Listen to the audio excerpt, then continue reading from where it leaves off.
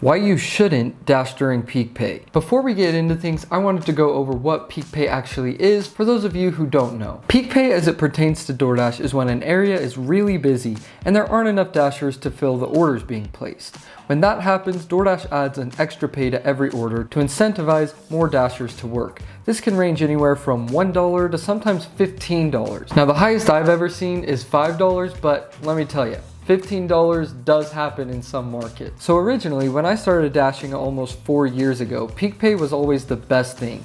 You'd go out and be able to make what you normally would, plus the additional pay DoorDash threw on. Back then, I averaged about $18 to $20 per hour, and with peak pay, my averages looked like this.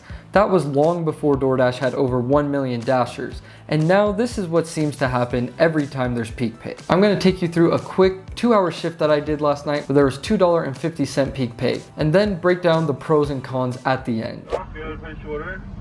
I just had a DoorDash pickup. What's the number on it? 782. What is it? 782. 782. Okay, I got you. Second window, thank you. Thank you. Already got our first order, guys, and it's a good one. $9, 4 miles, not bad at all. And there's like no one in the drive-thru, just one person, so not bad at all. Starting off great. So we got our next order, guys, and we had to decline quite a few just to get this one, and it's not even that good of an order, but I don't know why this $2.50 peak pay is not helping me out. I mean, $15.50 for 11.5 miles is not the best, but it's better than just sitting around not making money. So this is what I took. Let's go get it done.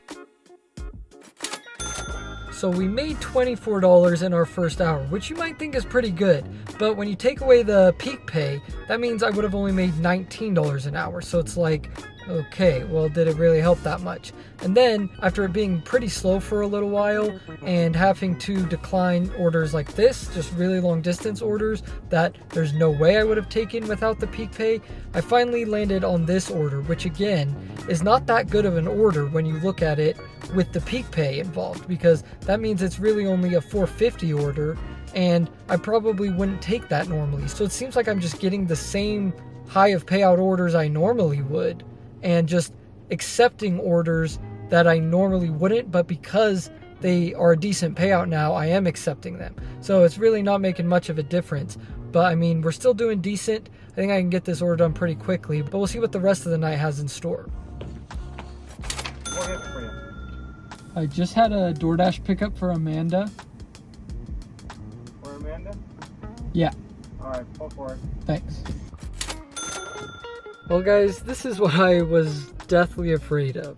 Just absolutely dead. Haven't gotten an order in about, I'd say about 15 minutes, honestly.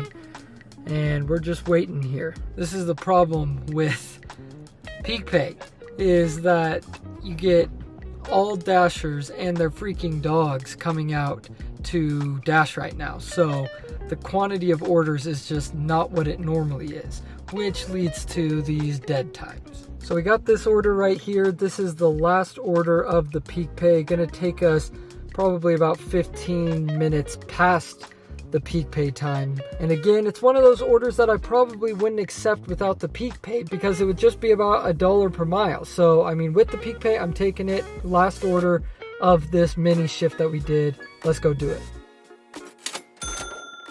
So in total for that shift, I ended up making $56.75 in roughly 2.5 hours, which equates to $22.70 per hour, which is way below my average for a Sunday night from 7 to 9:30. If you look back at previous videos I've done recently where I've gone out on Sunday, like during my 100-hour work week, I made easily over $40 an hour through that time frame. So a huge dip compared to what I did here, which was only $22.70. So now let's get into the pros and cons of peak pay. The one pro that I could possibly find was that there's just no $3 or $2.50 orders. Because there is that peak pay added on, you don't see as many lowball orders, but it almost makes it worse because in my opinion, I feel like DoorDash sometimes just throws on peak pay because the no tip orders aren't getting delivered and they're like, well, we have to get them delivered somehow. Might as well tack on a couple dollars to every single order. That way these orders can get delivered as well, because I was seeing a lot of orders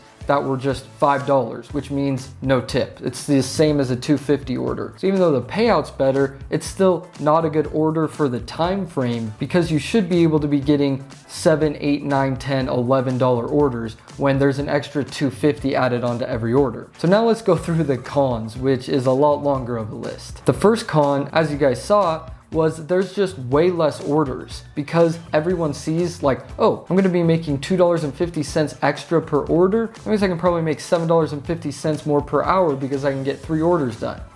No, because everyone does that, that means there's no orders out there. And so I was left with super long distance orders, or really just not good orders in general, because there were so many dashers out on the roads. And I don't know if they're a lot of top dashers and they're getting priority or what it was, but I just really wasn't getting that good of orders the entire night. And so the next con I kind of already mentioned, but I feel like DoorDash is just using it as a way to hide lowball orders. And so it doesn't really help anything, because now you're just accepting orders that you normally wouldn't accept. And so it's kind of just null and void. Like, it doesn't really matter, because you're accepting orders you normally wouldn't, and there's less orders, which equals less money. So the next con is, again, kind of something I mentioned, but there's a lot of further distance orders, because I personally feel like all the good orders are probably getting eaten up by the top dashers, because supposedly they do get priority, and I'm not a top dasher anymore. So I think that's why I was getting such bad orders, and the top dashers, or maybe just people closer to restaurants, I don't really know. Maybe I needed to be waiting in parking lots,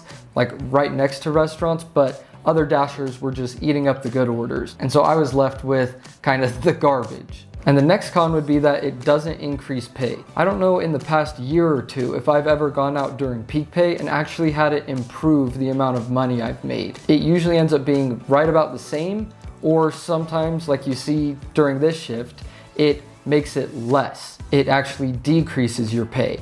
So those are the pros and cons. I just made this video especially for new dashers, because when I first started dashing, I thought peak pay was so good, and it was back then because there weren't so many dashers. But I just wanted to make new dashers aware that just because you see peak pay, don't put all your eggs in that basket, because usually you're gonna make the same or even less than you normally would. And so don't just go out during peak pay, because you'll probably be better off going out during just regular normal paying hours. So there you guys have it. Hopefully you enjoyed this video. If you did, make sure you subscribe. And if you wanna see a different side of me, go check out the other channel I do with my brother. It's called Talking More Sports. We cover all sorts of basketball topics. And anyways, thank you guys so much for watching, and I'll see you guys next time.